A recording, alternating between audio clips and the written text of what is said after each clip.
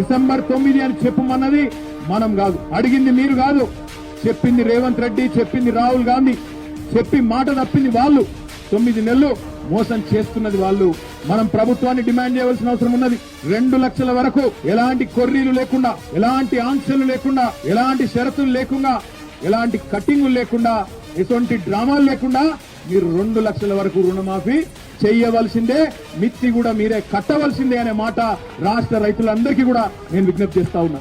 ఈ విషయంలో వదిలిపెట్టొద్దు, తప్పకుండా వాళ్ళ వెంట పడాలి. ఇది ఎందుకు ముఖ్యం రుణమాఫీ అంటే, ఇవాళ తప్పించుకుంటే రేవంత్ రెడ్డి రేపు మీకు రైతు భరోసా అన్నాడు. కేసీఆర్ రైతు బంధు, కేసీఆర్ కంటే నేను 1.5 రెట్లు ఎక్కువ ఇస్తాను నరికిండు. ఇవాళ తప్పించుకున్నాడు అనుకో, ఇవాళ కట్టింగులు పెట్టిండనుకో రుణమాఫీలా, రేపు మీ రైతు బంధులో కూడా ఇదే కట్టింగులు పెడతాడు, ఇదే రకంగా కోసేస్తాడు. రైతు బంధు మీకు రాకుండా చేస్తాడు.